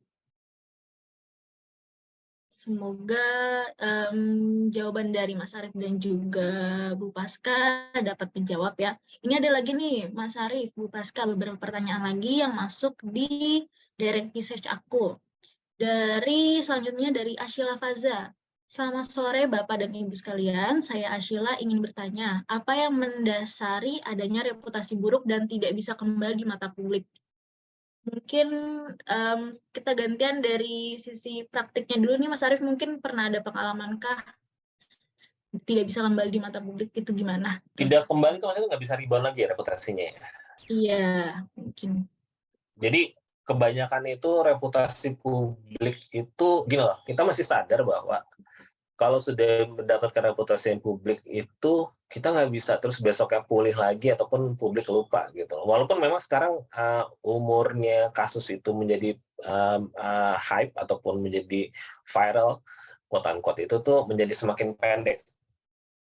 Semakin pendek karena apa? Bukan karena netizennya gampang lupa, karena kasus viralnya makin banyak. Gitu loh.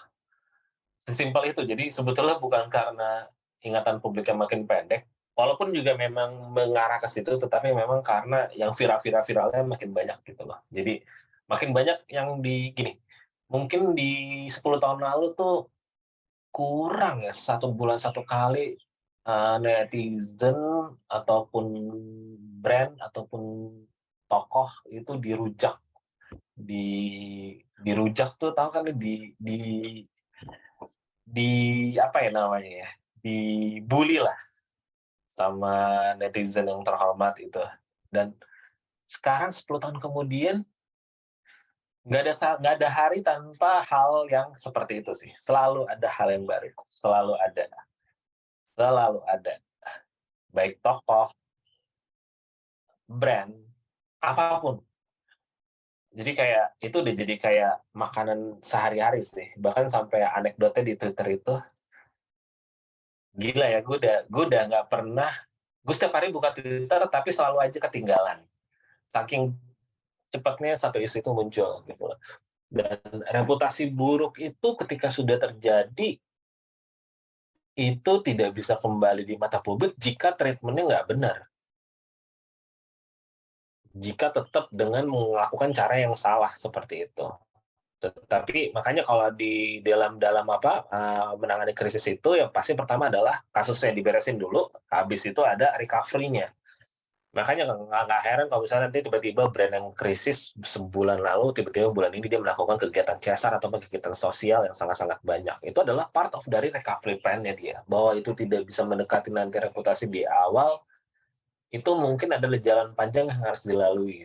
Sehingganya tapi mereka bisa melakukan satu inisiatif supaya menunjukkan bahwa mereka ingin berubah menjadi organisasi ataupun perusahaan yang jauh lebih baik di mata publik. Itu sebetulnya akan dilihat. Jadi kalau memang tidak menjadi reputasinya buruk ataupun semakin buruk adalah ketika di kemudian hari dari terjadinya krisis itu, hal yang sama terulang lagi, atau hal krisis lainnya terjadi lagi, ataupun muncul sesuatu yang baru. Itu akan menjadi melihat di persepsi publik bahwa ini memang tidak ada komitmen ataupun tidak ada kesadaran untuk menjadi sesuatu yang menjadi lebih baik di kemudian hari. Kalau udah seperti itu ya nggak akan mungkin bisa untuk menjadi lebih baik ataupun kembali dipercaya oleh publik. Yang ada malah menjadi semakin rusak. Jadi makanya balik lagi. Jadi ini kayak misalnya kalau kita melihat kalau misalnya di titik tertentu misalnya organisasinya itu di level 3. Ternyata kalau ada krisis dia balik ke level -10. Tujuan awalnya kan adalah sebetulnya ketika dia krisis kita mengembalikan lagi menjadi titik 0 lagi. Baru titik 0 kita kembali ke titik 3. Tapi kan itu perjalanan yang panjang dan masing-masing milestone itu punya treatment yang beda. Kan nggak lucu misalnya kita baru terjadi krisis, besok kita melakukan kegiatan CSR, di cancel kegiatan CSR-nya gitu. Itu bisa dilakukan ketika semuanya menjadi reda. Jadi timingnya juga penting sih sebetulnya. Jadi memang mesti ada strategi yang benar-benar komprehensif dari hulu sampai hilir bagaimana menangani ini. Kebanyakan perusahaan mau atau organisasi mau to the point aja. Itu yang memang menjadi kesulitan atau kesalahan yang sering dilakukan. Kira-kira seperti itu. Oke, Mas Arief. Mungkin dari Ibu Pasca, apakah ada yang ingin ditambahkan nih? Iya, saya rasa kalau menjawab apa yang mendasari itu tadi penjelasan Mas Arief juga sudah sebenarnya menjelaskan gitu ya. Banyak hal yang bisa terjadi. Kalau dulu saya ingat zaman-zaman belum media sosial, jadi PR itu udah harus bangun pagi lihat apa yang ada di koran segala macam. Kalau sekarang kan media sosial itu 24 jam ya, artinya harus lihat apa yang terjadi dengan brand kita, bisa jadi apa sih yang diomongin orang, meskipun sekarang udah ada tools untuk mendengar percakapan di media sosial gitu, tapi tetap aja apapun satu hal yang berita atau cerita buruk tentang brand kita, itu pastinya akan mempengaruhi reputasi atau membuat reputasi buruk gitu. Terus itu yang pertama, yang kedua adalah malas gitu ya, tidak melakukan apa-apa atas apa yang terjadi oleh ke brand kita gitu. Artinya nggak dijaga nih, nggak diapa-apain ketika ada krisis, kemudian ada isu yang jelek tentang brand kita.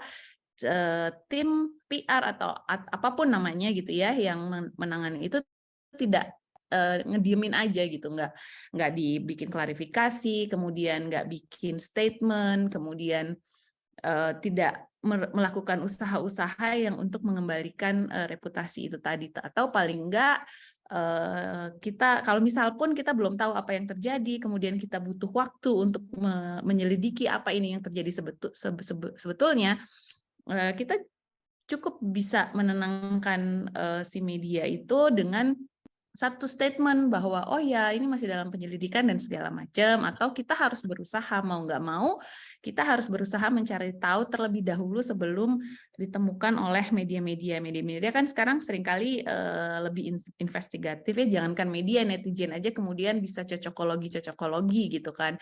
Nah itu yang harus dilakukan sebetulnya oleh perusahaan supaya reputasinya tidak terus menurun. Jadi apa yang mendasari ya, yang pertama adalah mungkin ada krisis, yang kedua kedua komunikasinya nggak efektif aja gitu. Jadi pesan apa yang ingin kita sampaikan ternyata diterima salah oleh masyarakat atau customer gitu. Itu juga bisa membuat reputasi buruk. Kemudian yang ketiga, tidak menangani krisis dengan baik gitu. Itu yang bisa membuat reputasi akhirnya nggak bisa kembali, seperti yang kata Mas Arief tadi bilang, bola semakin liar akhirnya ya rusak beneran gitu, damage yang total damage dan nggak bisa dikembalikan lagi gitu. Itu sih kira-kira aja. Oke, Bu Pasca, terima kasih. Semoga menjawab pertanyaan dari Ashila Faza. Nah, ini ada pertanyaan tapi masuk ke chat aku dari Fitri Nur Rafika. Izin bertanya, bagaimana cara mengukur reputasi organisasi atau perusahaan yang tepat agar mendapatkan hasil yang relevan, dan adakah tools risetnya sendiri? Terima kasih. Mungkin ini Ibu Pasca bisa Ini Mbak Pasca yang bisa jawab dan harus jawab. Jadi ini memang masih perdebatan. Kebetulan kalau di APRI gitu, Asosiasi Perusahaan PR Indonesia gitu, kebetulan saya ikut di situ.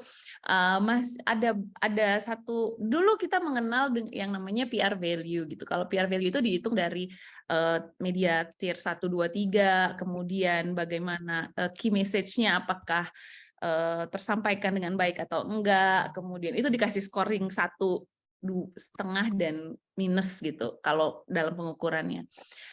Tapi kemudian memang masih banyak perdebatan karena apakah poin-poin ini yang kita hitung sendiri itu cukup objektif atau enggak gitu ya. Tapi kalau hanya sekedar untuk mengukur apa sih tren gitu, tren percakapan itu sudah ada toolsnya untuk di media sosial saja ya. Saya ngomonginnya di media sosial saja. Itu sebenarnya banyak tools yang sudah bisa mendengar percakapan atau melihat bagaimana sih kecenderungan brand kita dibicarakan gitu. Ada positif kah atau negatif, itu sebenarnya sudah ada toolsnya. Tapi itu hanya di media sosial. Kalau di media-media konvensional seperti surat kabar, kemudian media cetak atau TV sekalipun gitu ya, kita masih belum punya aturan yang baku. Banyak sekarang ada juga cara yang metode-metode baru, ada namanya AMEK yang baru diperkenalkan, cuman itu juga masih belum banyak yang menggunakan dan baru saja diperkenalkan gitu. Jadi itu masih terus. Tapi sepanjang pengetahuan dan pengalaman kami, yang paling dibutuhkan oleh klien gitu, perusahaan gitu, itu juga sebetulnya PR value yang paling sering ditanyain ya. Nggak tahu Mas Arief juga paling sering nggak ditanyain PR value ini, sama udah dimuat di mana aja gitu ya kan, media ini gitu. Nah tapi untuk tren apakah dia positif negatif itu hanya bisa tercatat di percakapan yang di media sosial aja sih gitu sementara ini. Nanti mungkin ada yang mau, makanya saya bilang Igiko kayaknya harus buat satu platform yang bisa mengukur reputasi dengan efektif. Aku nambahin dikit aja ya. Boleh, Jadi Mas. kalau untuk reputasi itu ukurnya itu karena banyak faktornya ya, banyak elemennya. Tapi kalau untuk ukur publicity atau publikasinya itu sendiri memang udah banyak metodenya. Tadi PR value dan juga yang lainnya. Kalau di beberapa perusahaan malah mereka ada yang pakai PL. Jadi mereka bikin sendiri namanya publicity effectiveness leveling. Jadi mereka tuh udah rajin banget tuh. Masing-masing medianya tuh dibikin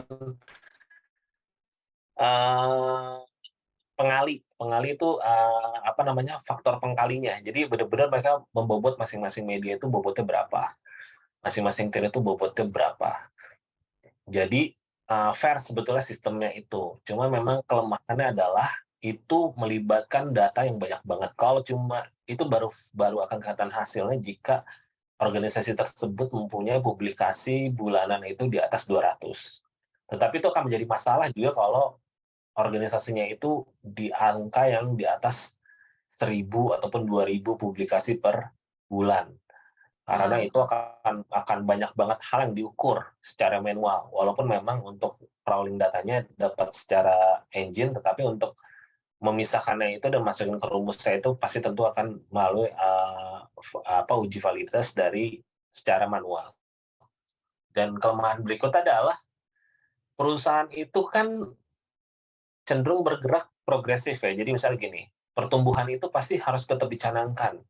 Jadi misalnya skor di bulan ini harus nambah sekian, maka di bulan depan ataupun tahun berikutnya harus nambah sekian. Sedangkan jumlah publikasi dan juga jumlah media kita kan terbatas. Jadi ketika tidak ada progres penambahan skor itu bukan sebetulnya karena ada terjadinya penurunan ataupun terjadinya hal yang tidak perform dari divisi Korsek ya, enggak, tetapi karena memang itu menjadi skor paling maksimal yang bisa didapatkan dengan jumlah postur berita dan juga postur media yang ada saat ini gitu loh. Dan memang makanya seharusnya udah ada pembaruan lagi nih, metode baru yang mungkin bisa mengakomodir terutama untuk yang di media sosial ya, karena menurut saya itu juga elemen yang harusnya dimasukkan. Karena kalau untuk menjaga reputasi itu tidak hanya dari berita aja, dari media sosial juga harus dilihat. Dari segi PR, terutama perusahaan yang melantai di bursa juga harus dilihat. Dari untuk yang berhubungan erat dengan stakeholders, terutama regulator dan juga pemerintah juga harus dilihat juga. Jadi memang reputasi itu mungkin secara garis besarnya kalau ada satu sistem yang bisa menggabungkan semua elemen tersebut menjadi satu indikator yang disepakati bersama. Dan yang paling susah itu untuk mencapai kesepakatan dengan klien aja itu agak susah banget, apalagi mencapai kesepakatan dengan organisasi-organisasi lainnya. Jadi memang perlu ada rembuk nasional sih Mbak untuk membahas hal ini. Itu sih ke depannya. Mungkin saat ini yang paling digunakan dan juga tersayang sudah obsolete itu ya PR value. Simpel, add value dikali 3, yang bahkan juga pertanyaan dikali 3-nya itu bisa menjadi perdebatan. Kenapa kali 3? Itu juga bisa jadi perdebatan. Dan itu kan keluarlah nilai PR value-nya. Dan itu biasanya jumlahnya disambungkan tiap bulan, dan itu keluar PR value ataupun nilai reputasi, publikasi, atau organisasi selama kurun waktu tertentu. Simple sih, terlalu simple. Makanya segala sesuatu yang terlalu simple jadi agak menakutkan sih, kayak masa sih seperti itu. Mungkin nanti kalau ada yang masih kuliah, ada yang mau bikin itu, karena yang PL itu juga hasil kuliah, hasil skripsi anak UI. Waktu itu mereka bikin skripsinya soal itu. Dia pakai objek penelitiannya itu di Bank Mandiri. Jadi itu menurut saya juga seharusnya mungkin nanti teman-teman yang masih kuliah itu juga udah bisa bikin pakai studi case mungkin di organisasi-organisasi yang memang korseknya ataupun tim publikasinya itu udah bagus. Jadi nanti bisa untuk tapi ini juga memang harus berkoordinasi dengan anak-anak matematika sih, karena yang bisa untuk bikin rumusnya itu ya anak matematik Mbak.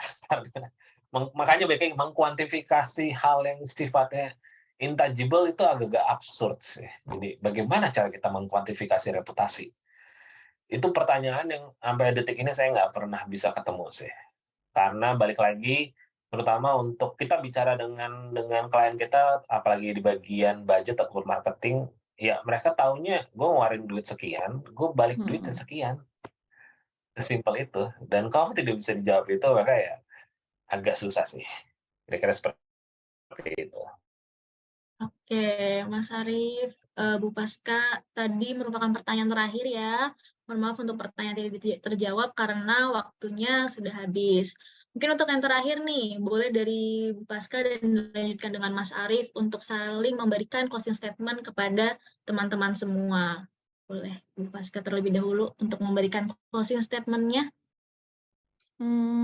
Apa ya? Ya, jadi mungkin perlu diingat aja bahwa reputasi itu bukan hal yang cepat untuk di gain gitu ya, atau untuk diraih gitu. Perlu waktu, energi, dan persistensi yang cukup kuat untuk bisa membuat satu brand itu bertahan dengan reputasinya yang benar gitu. Oke, Gitu aja. dilanjutkan. Terima kasih Bu Paska. Boleh dilanjutkan dengan closing statement dari Mas Arief. Menjaga reputasi itu panjang banget, tapi menghancurkan reputasi itu cepat banget. Jadi kita harus punya mental yang siap ketika kayak cukup sedetik lah untuk menghancurkan reputasi, tapi ya kalian mungkin butuh seumur hidup untuk bisa menjaga reputasi gitu loh. Jadi benar-benar ini perjalanan yang nggak akan pernah bisa berhenti, tidak akan pernah bisa mudah, tapi memang perlu passion dan juga update dengan di sekitar kita bahwa ini benar-benar bisa sesuatu pekerjaan yang harus dilakukan secara kreatif. Jadi tidak monoton. Tetapi memang kita harus mempunyai pemikiran yang benar-benar peka terhadap krisis yang mungkin bisa datang dari mana dan kapan aja. Jadi itu bisa dilatih dengan kita mulai peka terhadap situasi di sekitar kita. Dengan kita bisa membaca berita, kita tidak hanya membaca berita, oke ini berita apa gitu, tetapi kita harus bisa melihat lagi lebih dalam, ini siapa yang mau disasar dari berita ini, atau apapun itu. Jadi memang kita menjadi lebih skeptis dan juga menjadi lebih lebih dalam melihat sesuatu sih. Karena itu juga untuk bisa melatih teman-teman nanti untuk meningkatkan intuisi kalian ke depannya. Jadi kira-kira seperti itu, jangan pernah capek, jangan pernah lelah untuk belajar hal baru. Terima kasih sudah menyempatkan waktu untuk datang di acara hari ini. Terima kasih semuanya. Oke, terima kasih atas waktu dan kesempatan kepada para narasumber yaitu Ibu Ninyo Dewi Paskarani dan juga Mas Arief Sitohang yang sudah berbagi ilmu kepada kita semua pada sore hari ini. Juga bagi seluruh peserta yang sudah hadir dan kepada tim di balik layar acara diskusi webinar hari ini. Tapi jangan dulu meninggalkan Zoom karena kita akan foto bersama terlebih dahulu. Dimohon untuk panitia agar dapat foto bersama. Oke. Bentar. Mas Arief mungkin senyum-senyum. Kok hilang Mas Ariefnya? Bentar. Karena oke, foto bertiga dulu ya. Oke. 1, 2, 3. Oke. Oke, sudah.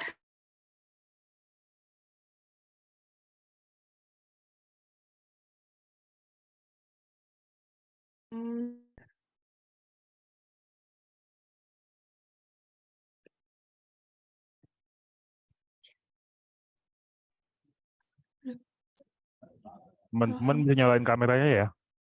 Semuanya. Ayo, on cam semuanya. Kita foto bersama terlebih dahulu.